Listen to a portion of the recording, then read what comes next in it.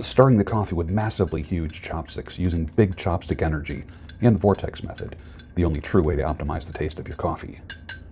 At the molecular level, good morning. Welcome to the Daybreak Show. I am the Sultan. We'll get started, but first, Sumatran coffee made in a French press. Nice.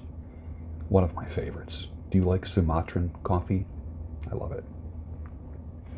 Did you ever dream about somebody and then they called, or they showed up, or you crossed paths with them, and you scratch your head, and when it happens enough times, you just stop doubting that it's supposed to happen?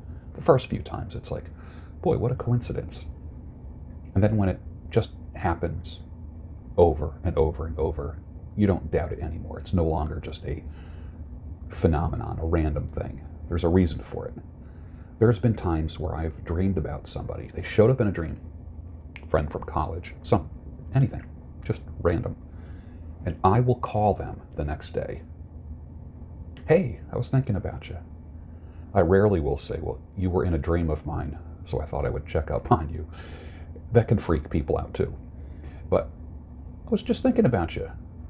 You came to mind yesterday. I'll say something like that. But has that ever happened to you? And do you do anything about it? I'm the guy that does something about it. And I'm always glad, because more times than not, the person has said to me, you know, I've been going through this or going through that or having this issue, or I was thinking about you too. Don't write off dreams to too much pepperoni on the pizza, or you ate too late. There's a reason why you might have dreams. It could be your mind just kind of, you're clearing the hard disk a little bit. But there are reasons why you dream. I don't know what those reasons are, but they are not as random as you might think. Just something to consider. Ripped jeans. I used to work in a mall, as you know, and across the hall, whatever you want to call it, there was a store that sold $400 jeans that were ripped and frayed. It looks like someone put them into a cement mixer, or someone beat them with a sledgehammer. Some of the jeans actually had fake mud on them, like you were digging a ditch, and the knees had mud. The cuff area at the bottom had mud on it. It wasn't real mud. It was printed on mud. $400. Have you ever had a pair of $400 jeans? I know there are jeans from Japan made on these incredible looms, where the denim is made on these incredible looms, and they're what I would call lifetime jeans. I forget. Some of you have done the research on denim jeans, and the denim jeans that you have now are not like the original denim jeans. The original denim jeans, the way they were sewn with the copper rivets, and the double fabric in the pockets and all that kind of stuff. I mean, they're $200 and up, and they would last literally forever. They're nothing like what you would buy now.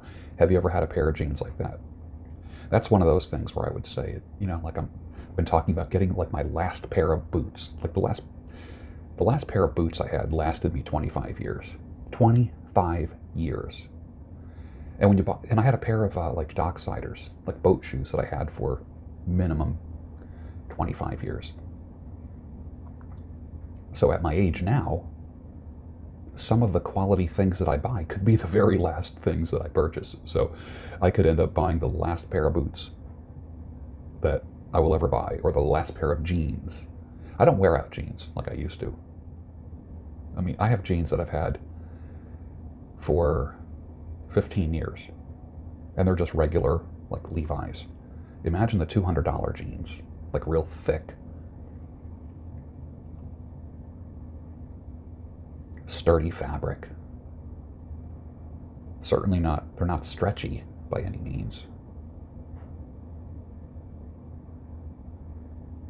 Do you buy more expensive clothing knowing that it will last longer? Not expensive because it's a fashion statement, but quality things because they'll last longer. What do they say? Buy once, cry once. You ever hear that phrase? Two of my favorite things, Frank and Sumatra. Few of you will understand that. Here's a great phrase that I heard many years ago. The only way you can endure your pain is to let it be painful. That's the good news and the bad news, right?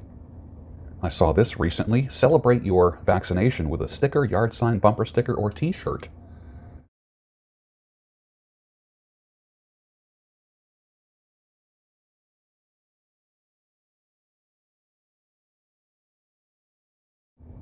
When are you going to get your yard sign and your t-shirt that says, I got my COVID-19 vaccine?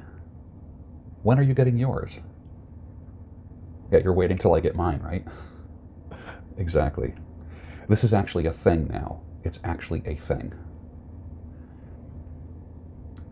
Is it officially clown world yet? For you online daters, when they say not into drama, you need to run, because if you start dating them, there'll be nothing but drama. Some of you can attest to that. Am I right when I say that? I can see where the whole crypto thing can be kind of a strange addiction and make you obsessive, and you start watching all the videos here on YouTube and you get psyched about it, and it dominates your thinking and literally raises your blood pressure and gets you rapid cycling in your head. I can see where that would happen. With just the little bit that I have, and I only use crypto right now as a test, an investment test.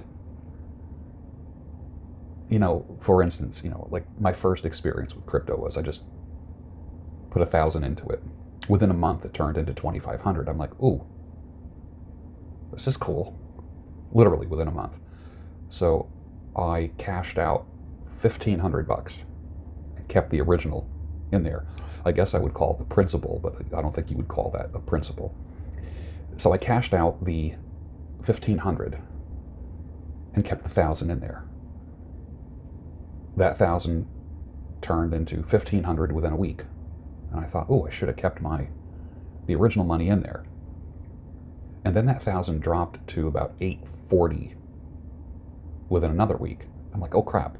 So I was like, oh cool, oh crap, cool, cool, damn. And then I put some money into Ethereum. Cool, oh crap, cool, not bad, oh my god. So I had to kind of like back away from it a little bit, and because I was following it, I was getting excited about it, and it was affecting my emotions. I'm like, oh, yeah, high five. It just, and I never did that with any investments. I just don't do that. I put stuff in, I lightly follow, but I'm not obsessed about it. And then I started watching all of the Bitcoin and crypto videos, and it was driving me crazy. And it ends up becoming like this weird addiction, strange addiction. And then you think like, damn, I should have put 50 grand into it. I could have turned that 50 grand into, 120 grand in a month. And there's just so much regret, woulda, coulda, shoulda. And it does grab you. It does grab you. I can see how it can yank your chain. Just even at the small levels that I've done. I'm like, what? And then you start thinking, well, there's no other financial instrument that has ever done that for me. Nothing. Nothing. What is your experience with crypto? Put your answer down below. I'd love to hear it. Got my results back from letsgetchecked.com, and I got the male hormone panel, which has several different things that they measure. And there's one area, everything is what they call within normal limits. Normal, normal, normal, normal. But I'm not happy with one number, and it wasn't the testosterone. It was another thing. And so I did some research on what I can do to raise that number and what the lower numbers actually will do to my body. Because I'm not only interested in strength and speed and endurance as a guy who is my age, but I'm also interested in longevity, living a long time, and being healthy while I live a long time and not taking a handful of medications for the last 20 years of my life. So I love this company. So in about another month, I will do that test again as I am trying different things. And it's completely private, 100% private. My doctor won't agree to keep testing me like this, but I like doing it like this on my own. I like managing my own health, my own numbers. When you start to get a grip on your own numbers rather than your lab numbers, rather than always having someone else interpret it for you. For instance, I think what is the low testosterone is below 250. Let's just use that as an example. That's pretty low. Like 249 would be considered low, but 250, you're okay. A 250 testosterone for a man is not good for a man at any age, but that's considered within normal limits. You need to manage your health better than that. Those numbers are, that range is from nationwide averages. The average testosterone level in men is going down. So don't be happy with a 251 if you get something like that, a low number like that. Testosterone is the dashboard. It's the control panel for your life. That's one of the main markers of, like, rarely will medical professionals look at that. They just look at the whole thing of within normal limits. They look at that and they go, oh, you're okay here, and then they just keep going down the list. You might not be okay. Check out the link down below, letsgetchecked.com. Use the promo code Sultan and get 20% off your order. And find out for yourself. Do it every month. Do it every other month, like I do. And manage yourself. I mean, I'm in my 60s now. This is when everyone thinks you start declining. I'm actually getting stronger because I am managing my health. And the last thing I want to do is compare myself to other guys in their 60s, which half of them look like they're about to die anyways. So, I started doing this in my 50s, and I know you're much younger. Most of you are, men and women, you're much younger than me. Start managing your health. You can't manage what you don't measure. Start measuring. You'll see. There's tests for men and women at letsgetchecked.com. Just check out the link down below. You won't be disappointed. Do it. You'll see. And thank me later. Anyone here ever go from a Toyota Tacoma to a Toyota Tundra? I've been lightly considering it. I do love my Tacoma. I do. I just feel like I want to be a little bit higher and have a little more metal around me. But from what I understand, the MPGs is a shock. You know, I'm going to go from 21, I think I get 21 miles a gallon, average about 21. It's not great, but it's not drinking gasoline like an alcoholic either. And I've been reading that when you go to a Tundra, you're going to do 15 miles a gallon, 14, 15 average, 17 at the ultimate most. And that kind of bothers me a little bit because I'm an efficiency expert. I try to take the straightest, most direct route from A to B, and I want to save money when and where I can. Have you ever gone from a Tacoma to a Tundra? Let me know. What are your thoughts? And if you do have a Tundra, tell me about it. Are you happy with it? For those of you that have never had a motor scooter, as in like a Vespa, consider it if you have a very short commute to work. You can get a pre-owned motor scooter to start with. Don't buy anything new if you've never had one. Start with a pre-owned one. They will get 60 to 110 miles a gallon. They pay for itself in one summer. Think about it. So you get something as small as 49 cc's for like a town. It's not going to go more than 30, 35 miles an hour, up to 250 cc's, which you could take on a highway for a short little get on a highway at one exit, get off at the next one. But you don't want to be riding on a highway with a scooter, with most scooters, not the kind I'm talking about. A pre-owned scooter can cost you anywhere from $500 to about $2,500. The smaller ones will go 30, 35 miles an hour. The bigger ones will go 75 miles an hour. Perfect for towns and suburbs, but they will pay for themselves. The 49cc, like a Vespa, small Vespa, or the smaller engine Hondas, the 49cc Hondas, they will pay for themselves in one summer if you are a commuter. Try it. I've been riding scooters for decades, and motorcycles, and I will say I love them both, but I really do enjoy riding on the motor scooters. Love it. Something to think about. This whole vax passport thing truly reeks of control. And it only took 1 year to get the whole population of Earth to comply with masks, lockdowns, social shaping. You might call it social distancing. I call it social shaping. Can any of you see where this is going to lead to chip implants? It's a precursor to chip implants and world depopulation. Who or what group is behind this? Put your answer down below. I'd like to see what you think about this. Anyone ever tell you you sound like a broken record?